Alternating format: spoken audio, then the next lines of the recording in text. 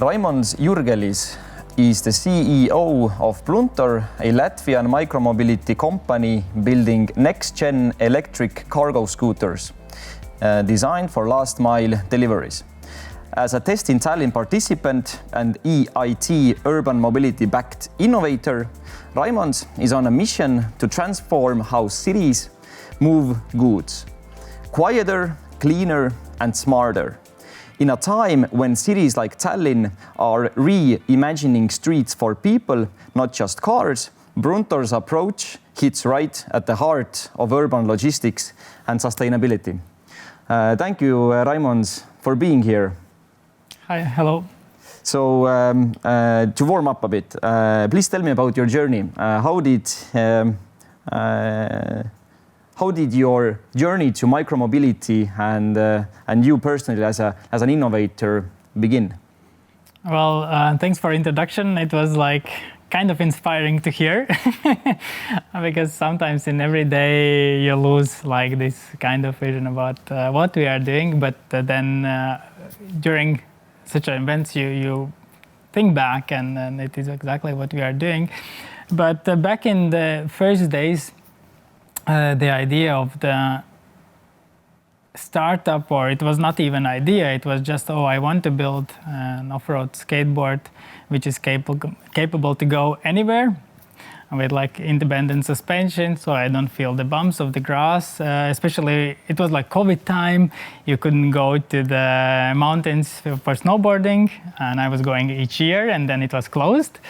So for the summer I thought, okay, let's build one, and that's how it all began into mobility, or into like four wheels, let's say that way, which is kind of smaller than a car because you don't have like a lot of alternatives out there.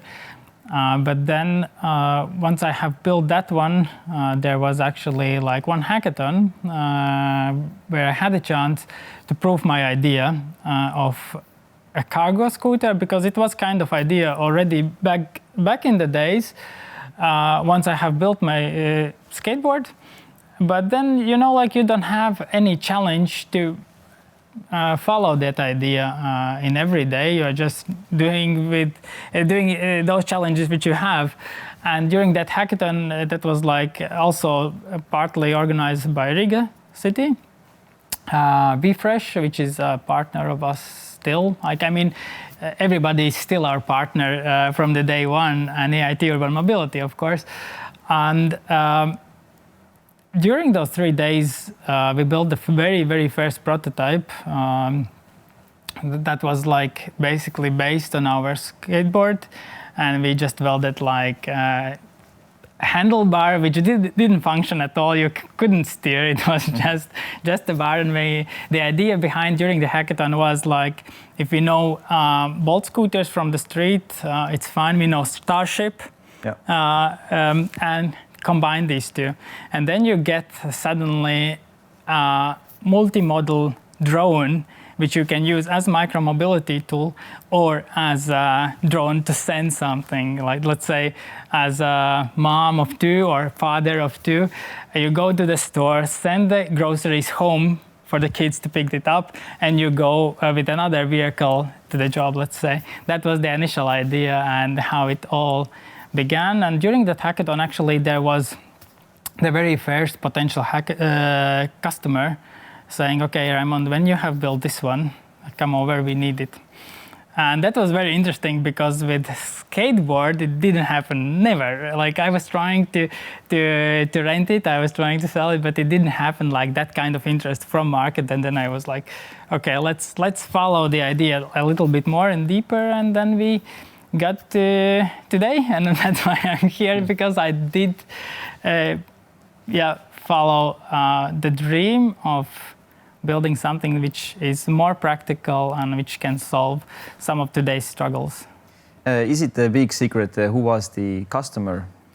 Actually, that's not a big secret. They didn't turn out as a customer because we haven't built it like autonomous driving yet. Maybe they will become. It's Riga Freeport. Because the struggle is actually how to get to one point to another, but they have always like one directional movement when the shift is coming, with the bus, they have like 2 kilometers to walk from the bus station, and then when they go back, so that means at one time there is a lot of people going one direction and then they go back, but the vehicle cannot be left at one or another point just because you have shifts changing, and that's their struggle. But let's see how it goes when we are autonomous on the streets. Then maybe they are becoming the customer. So you first built as a skateboard. Yeah. Were you always entrepreneurial in nature, technically gifted, or? I would say yes, because I'm a very bad employee. I used to work for someone when I was very young. Of course, everybody goes somewhere, and I started my working life, let's say, when I was 15. Back then it was just a job and nothing very serious. But later I started my own company, trying to... It was not a startup. Actually, this one, what I'm doing now, it's the most difficult thing, building a startup. It was like more a small business, nothing related with engineering and building products or selling products. It was more service-based companies, and then actually two. One was with my brother before, and it was in Germany. I built my own company. Nothing very big, but it was very efficient, and it was enough money for me back then, and it was fine to do it. But today, it's like the challenges I have today. I mean, it comes back to everything which I have done. I need the skills actually learned when I was 15. That was in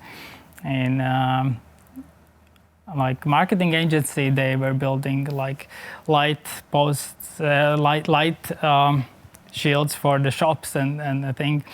And today, when we are getting vehicles to the customers, we have to put the logos on it, so someone has to stick it on. And as a startup, you don't want to spend money for someone to do it. So the skill which I learned back then is still in use. And I'm very happy that I did it like back then, and it showed me like how it can be done and so on. So today you are building Bruntor. Please describe me what's the problem currently with how last mile delivery works in cities. Why do we need a company like yours? Well, that's a very, very good question. In terms, theoretically, we have everything we need. We have like wheelbarrows, we have cargo bikes, we have vans, we have smaller like caddy art cars, like small pickups.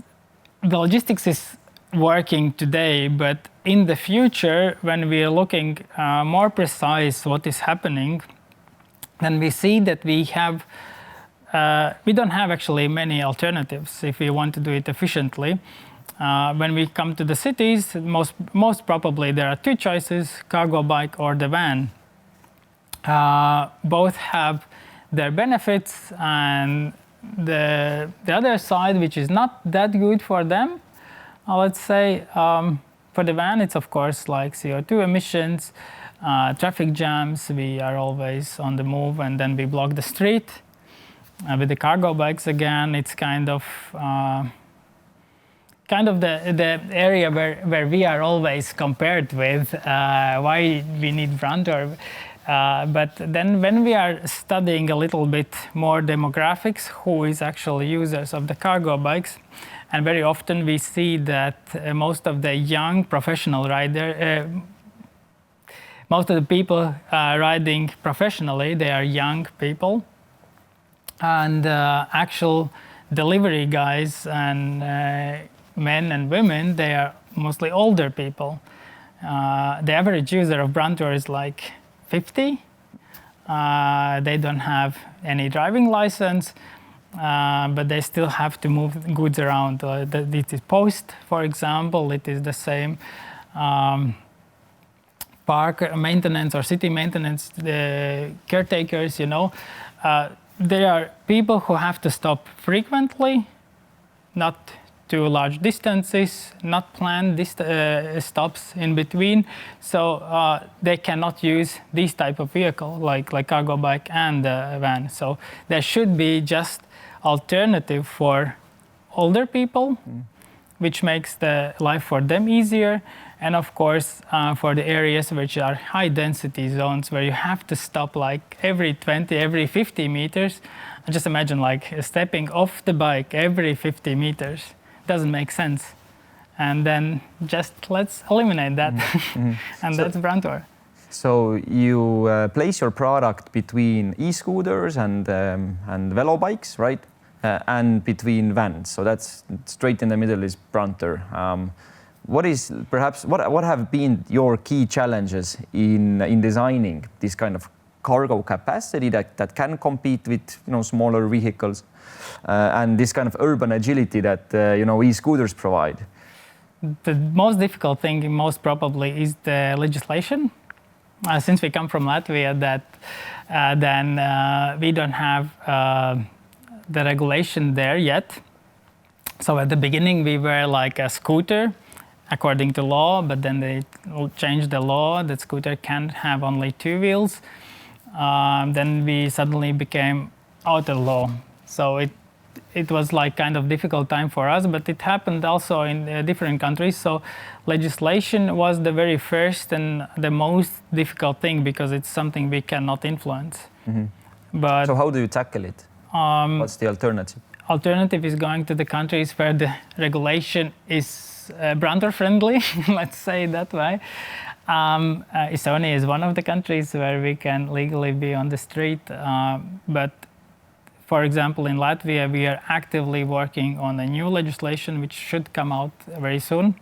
There will be like 2 phases. In first phase, it will be just like legislation which will allow vehicles like ours on the street, and the second phase will be practically a new category of small electric vehicles, which is the personal light electric vehicle or PLEV in Europe.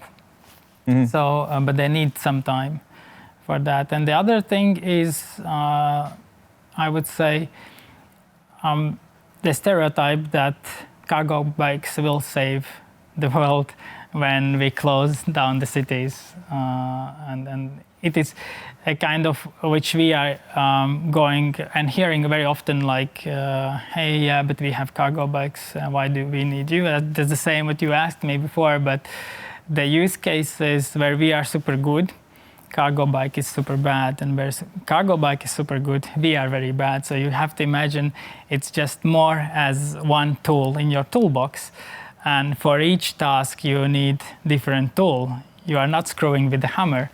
So why we try to solve it with a cargo bike, everything? No, it's just different tool for different tasks. And having that competence in understanding your value proposition, as you mentioned before, some things that cargo bikes are very good at, well, you might not excel, and vice versa. So what is this kind of what are your learnings from real-life pilots? You also have done some pizza delivery. So all of these kind of, you gain knowledge from every pilot. So what have been your most biggest revelations when you have done real-life pilots? And are they important to you even? I mean, not only real-life pilots, but how I approach the startup is actually, for example, in Latvian post case, I did work as a postman for a month. I was going with them just to see the workflow, what the guys are doing, what are their struggles, not only with Bruntor, but also without, because then there were some employees which didn't want to ride Bruntor, but it's fine. Not everybody is going to use it. But then I was looking at the workflow, what is happening, like how they are delivering, how they are actually approaching door or whatever, how they park, which side they are opening the box, and so on and so on. So that helped me to design the vehicle in the way that it's more convenient and which takes out like unnecessary steps. You don't have to walk around the vehicle anymore. You just step off backward and you open the box at the moment, like just natural, how to say it, movement, and you are doing your job already seamlessly, basically. And that's the biggest point which I try to do with every customer. We are giving them something to test, then we gather feedback, and then we design the vehicle around his job, not the other way around. And that helps us. It is complicated, definitely, with everybody to speak up and see what do they need, but it helps us also to create this connection with the customer already from the early days. So, and you follow some kind of service or product design formula when you go and do these field tests? Or was it just like a natural need? Like you felt like, I really need to understand what Postman does? Or exactly. Like at the moment, at the very early days, you often hear, like I was participating also in various programs. Like I think there are no startupper who has participated in that many programs that we did with Bruntor, just because we are trying to gather as much mentoring as possible for free, and you can do it in the programs. So that was the reason why we went from program to program, and everybody is saying you have to try to find like this product market fit. What is that? Like how you know the product is needed at all, you know? And at the early days, I didn't see it that way, that it is something which we do naturally already. Because, I mean, there are so many people on the street and everybody wears something different. There are so many handymans out there. They use different tools for different tasks. Then why should the vehicle be the same for everyone? And then later on, we noticed that actually that's something which we are good at. We are kind of trying to make the best possible tool for the customer that gives me the deeper connection with the customer. He's not just buying something off the shelf, but we are working together. We are designing the vehicle for them. Of course, it is costly. It's harder to scale, but at this point where we are in the startup now, it's kind of, I would say, necessary thing, because it gives us like this potential future collaborations, because mobility, or the hardware and mobility together, it's kind of difficult to get into the market, because mobility is a very regulated thing. And I think this helps us also to make this bond that we can actually turn it over at one point as a deal. But it's great that you mentioned that mobility is very regulated. Yeah. You know, that's where us as cities, we really see our role. When it comes to other, let's say, verticals or like finance or information, cities, well, we have some roles like building communications or regulating some sort of really bad behavior, for sure. But in mobility, our role as cities is quite big in that sense. I mean, cities are not playing only the role that you have to regulate, unregulate, but you have to firstly identify the problem. And sometimes people from the outside on the streets, they see it already. Oh, we have problem with the scooters. It was. And then cities stepped in, okay, we need some kind of legislation for that. We have to make some parking spots so they are not all over the place. But that's how it should also be, that you create rules when we already are playing the game. It's sometimes bad, but sometimes we have to do it, and then the cities are exactly there to move a little bit in a higher level of decision making, because startups, they don't make decisions about legislation, and cities also not everywhere always, but then when enough cities are saying, okay, we need some legislation, then the government steps in. Yeah, it's really great when there's actually a need for for a great regulation that really helps to helps to level the playing field a bit so that everyone can understand what are the playing rules and they can participate in it. But also make, for example, the scooter example was great, make it just safe for everyone, for the pedestrians and for other drivers. Yeah. But let's talk about Bruntor, and I really liked how you mentioned that you do some things in a custom-made fit, like a tailor-made solutions. Is this how you see Bruntor operating in the future as well? Or do you really want to standardize some things? We have standardized already. We have the chassis, which is same for all vehicles. So we don't have that many to do. But I think custom made will be, not always, but will follow us for a longer period. Since if we are making something for, let's say, park maintenance, we developed the vehicle for park maintenance in Riga. The same vehicle was also here in Tallinn. With minor changes, we will bring it back already in a couple of months. But it gives us the base for, let's say, is it park taking care of the parks? Okay, let's give them this vehicle. They will at least understand what they need.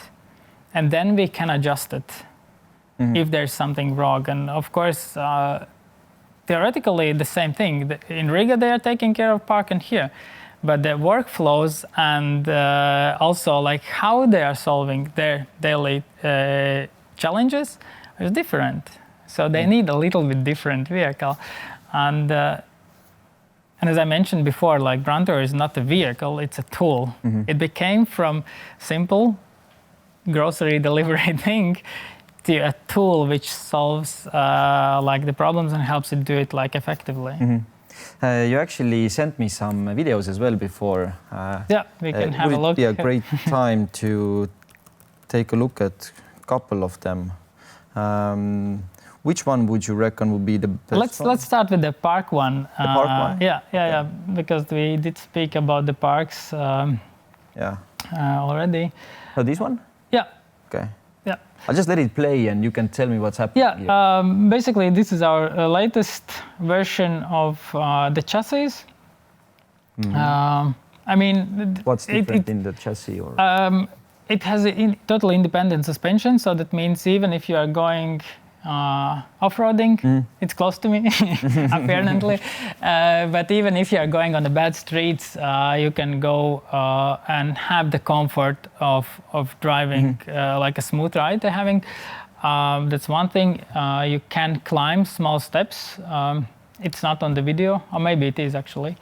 Nothing can happen. You can climb up to 10 centimeters. If you are more skilled, then actually it can be more. They wanted that the cargo box can be opened from the side, so they can empty heavy rubbish bins, so they then have to take it out and lift it. So we made a small door which can be also taken out and be replaced. Just left open so you can carry larger items, which was important for gardeners because they have sometimes some boxes with flowers which don't fit inside, or they are not standardized, so they can also carry them. But for the parks, it's like super progressive wheelbarrow. And give me some basic information as well. So how fast can it drive? Okay. How long can it drive? How There's heavy also it this is? small customization from customer to customer. We go with different speeds, but the maximum speed we are delivering with, it's 20 kilometers per hour. I've tried it and it has been, I can attest it can go faster than it can. The previous versions, actually, we did not limit to 20, but then with the time and experience, we noticed that actually there is not much difference in how quick actually you are when you are doing the tasks in those 5 kilometers per hour, but it's a big difference in safety. That's why we deliver only with 20 kilometers per hour. Of course, it can go quicker, but that's a different story.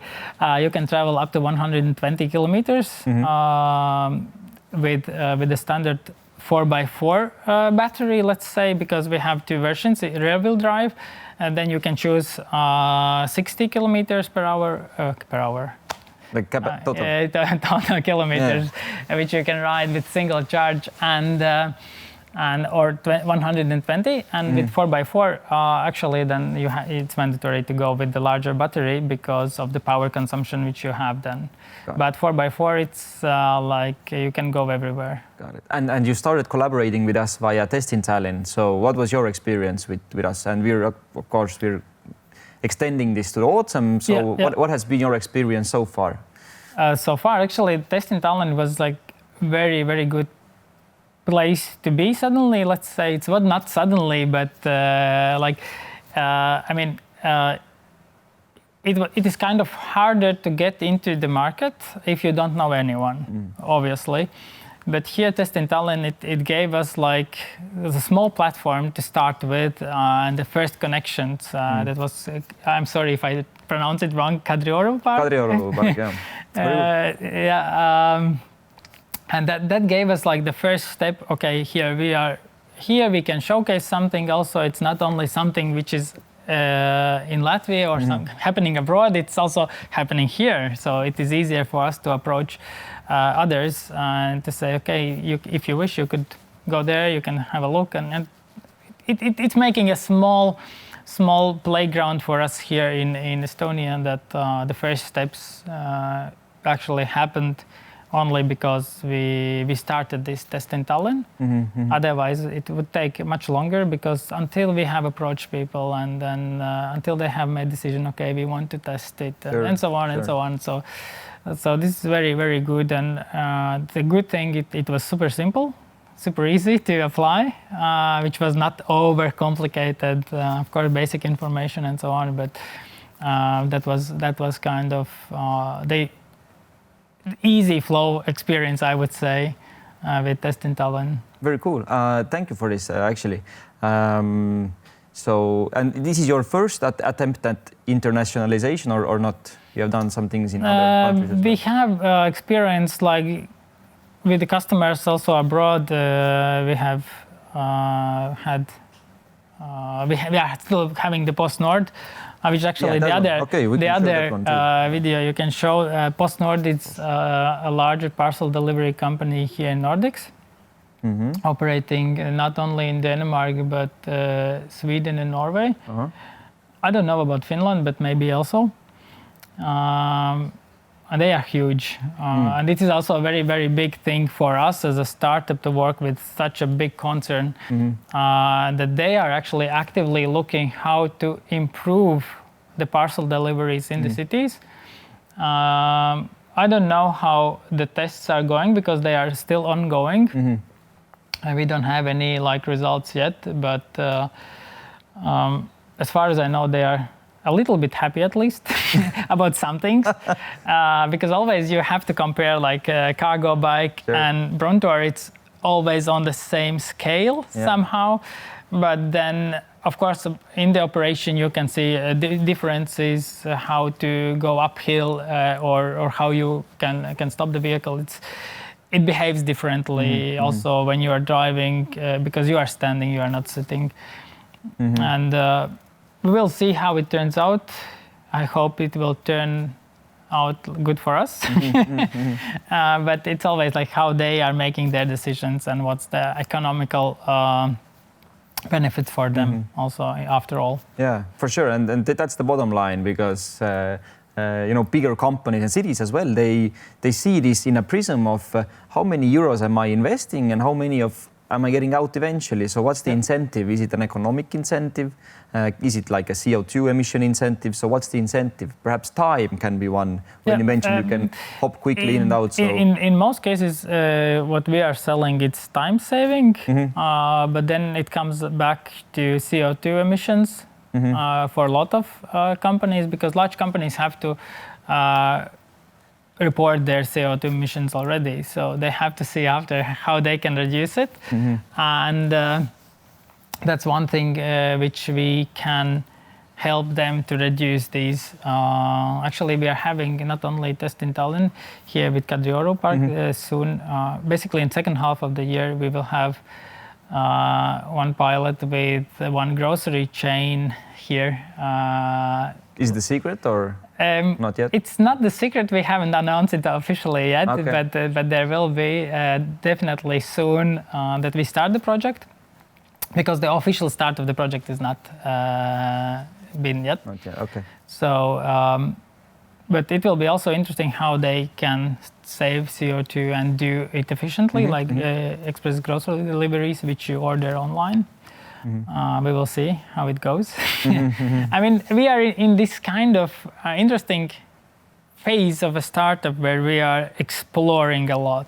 Okay. It's not only, of course, we have been around for almost 3 years at the moment, but we spend the time trying to develop the best thing we can. Of course, we are limited to different challenges, like let's start with the investment in mobility or hardware. It's not the same as in IA software company, let's say. For sure. And the challenges, that's why it's also like sometimes larger, how to actually, let's make a prototype. Okay, yeah, cool. Who is paying? Yeah. And then we are trying to make customer pay for it. But yeah, that's why it's kind of very, very interesting how it turns out to try to build something for mobility and ending up with this kind of tool more than a vehicle. So you mentioned investments, and it's really hard to gain investments currently at this climate, especially for a mobility company that deals a lot with hardware. Yeah. As you mentioned, it's pretty hard to scale. Is there anything that you can see that we can accelerate, or we should accelerate? And let's take this, like a city's context. As a city, to kind of help these kind of logistics-based innovations. If you have something like a practical that you can. A very good example actually is Riga, where we had the idea that it could be also beneficial for the cities, but we couldn't actually find anyone who would like to spend a little bit time with us to develop the vehicle and so on. So during that project, which they also actively participated, they gave us the opportunity not only to showcase what we are doing in mobility, but also they are big fans now, which is very, very interesting, because one of the persons involved in the project was like very, very skeptical at the beginning, and she was like, oh no, why I have to do this? Yeah. But now she's super happy that they tested and they have the vehicle, and it helps them to speed up things. And that gave us, like, from that perspective, as like showcasing the potential in that sector, like as a city, because it has like a lot of credibility. That's something which cities can do. The other thing which they are trying to find the ways how you can test innovation, and not always innovation testing is possible because of legal barriers. And sometimes we have to make some kind of rules which will help startups to just be open-minded and so they don't have to think about the legal issues at that point. Because if you just want to test something and you have already legal barriers, most probably the idea will die. And won't be able to succeed just because you are not able to test. But I think Estonia is, in that perspective, very good and very open-minded that you can test and have, like, I think you were one of the first countries where the autonomous robots were allowed. I don't know if that's true, but you were very early in this kind of mobility, open mind thing, you know. Yeah, it started, I guess, in 2015 or 16, and Starship, well, the company Starship was the first to kind of scale it, but the need for it globally to regulate, let's say, to regulate different mobility solutions actually came from Segway, I've heard. You know, you remember the Segways? Yeah. Where you had to lean forward and backwards. So that was once. the first. You read it once? Yeah.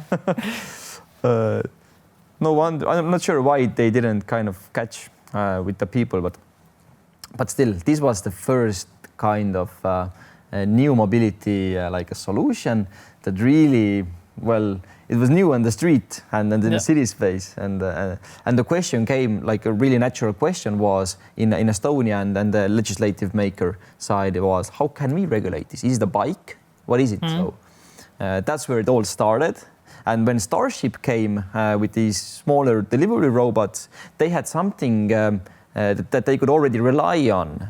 They were looking at how Segway was regulated for in I guess in the US street spaces and things like that, and kind of they built on that. So it's great that the kind of something we did like 10 years ago can be still used, and it's very applicable, and it's very good. But that's also something which cities or government can influence, because if the government is most probably too late with the law, then the law should be faced already forwards thinking, and not made just for this solution, but the other solutions are kept in mind which could come. And that's why also here you have already the regulation that we are also allowed on the street, even if we have 4 wheels. And that's the only way how you can build something for the future, if you are actually thinking about how it is going to be. Like if you are just saying now, it can be a robot going with 6 wheels and going only to, let's say, 3 kilometers per hour. Over-regulating. Yeah, over-regulating things, then it's not for the future, it's just for yesterday, the law. But we have to make a law in the way that it is actually future, with future in mind. And cities can influence that by making it the problem. And that, okay, there are like a lot of different vehicles at the moment on the street, how we can do it, where to place them. And then you can also think about infrastructure. We are coming actually back to the last question, how cities can help. Once the infrastructure is there for bicycles and so on, it will come. And if we are seeing these cities which are closing the city centers now, which problems they are facing, and we can learn a lot of things out of there. You mean closing the city centers for cars? The cars, yeah, for the cars, especially old ones. But that's like a very Western mindset. Are Bruntors more popular there, or do you see them being popular there, where the city centers have majorly already closed? Actually, we don't know it yet. Okay. I think there's a lot of potential. Because as a society we are getting older. That means we don't have a lot of young people willing to ride bicycles. And then we have a choice to import them, literally. Then we have a lot of young guys here. But again, they are not going to do everything. So someone has to do the regular jobs where you have to still be mobile.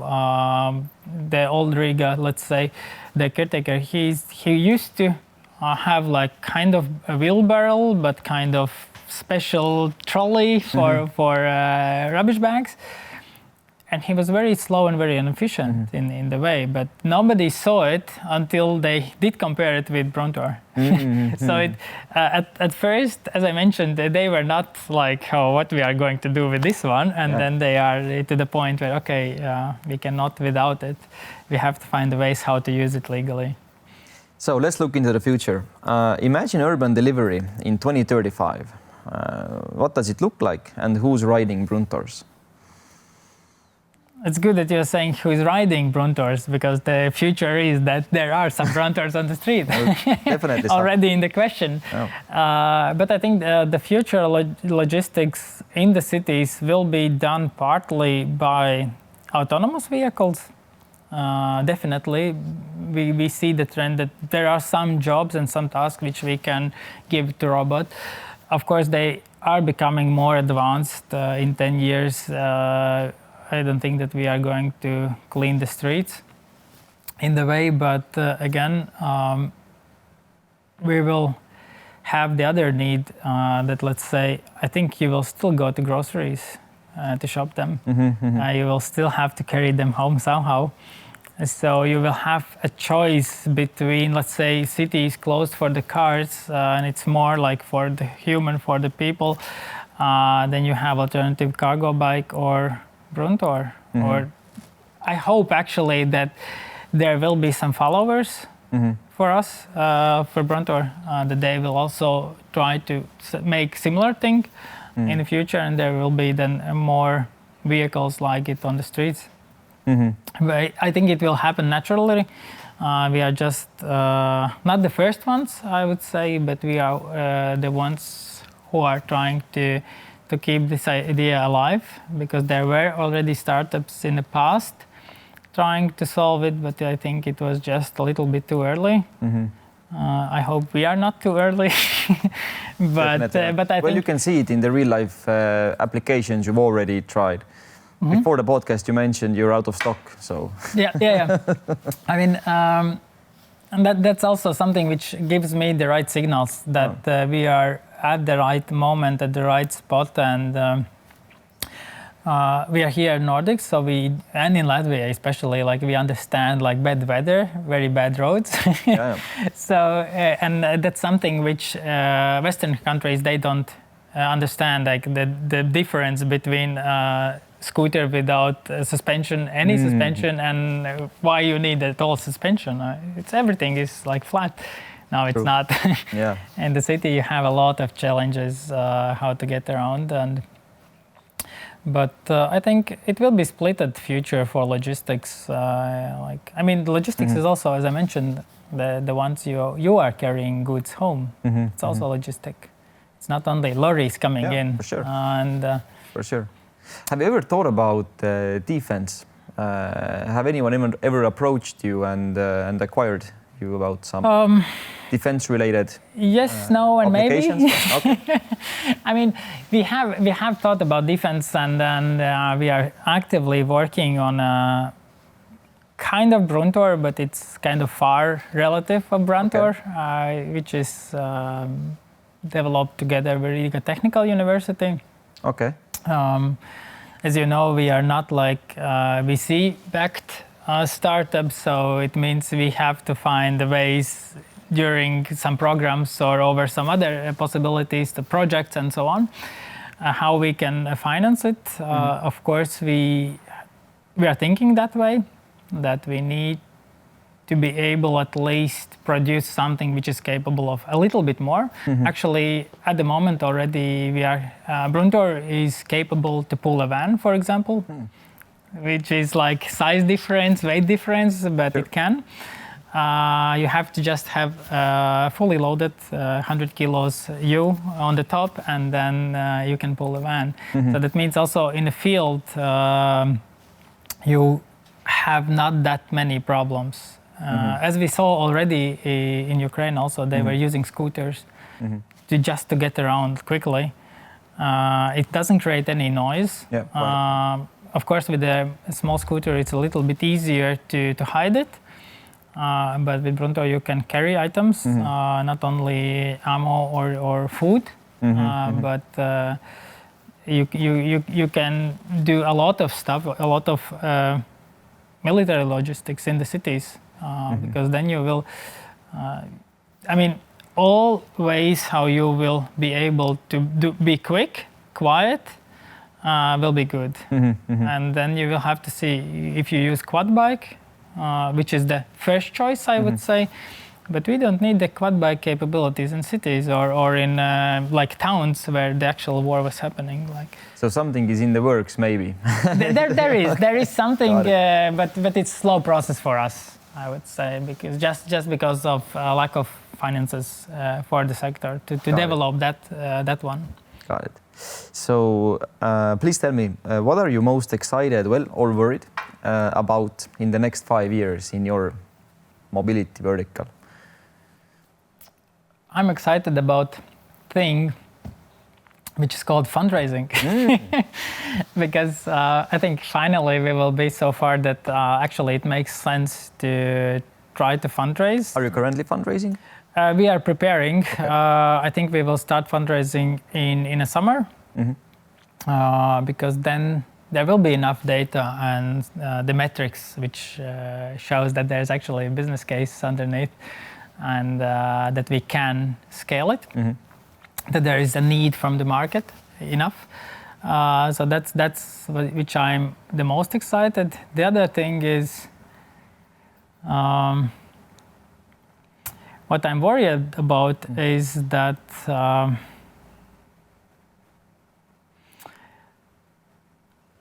we will not manage the interest of the market to satisfy it at one point.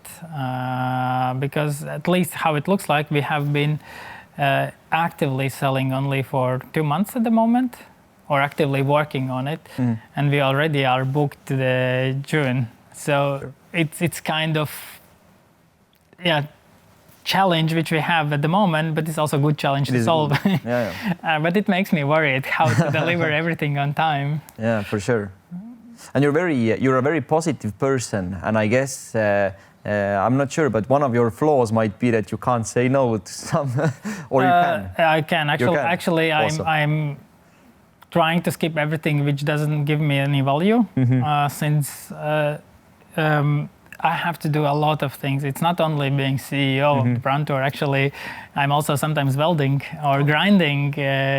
Just if I'm thinking, when I wake up, I'm going through my head still with eyes closed, like what is the day, and where it will be the most value of my time at that day, and then I'm trying to do that. Sometimes that means saying no to possibilities also. But you cannot take all the possibilities. You just have to take those which gives you the value at the time. Awesome, good advice. Let's do some rapid questions. I have 3 for you.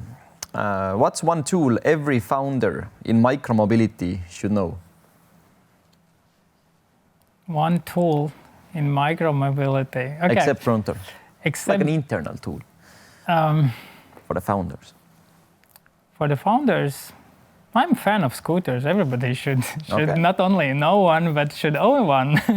What's the most overrated idea in urban transport right now?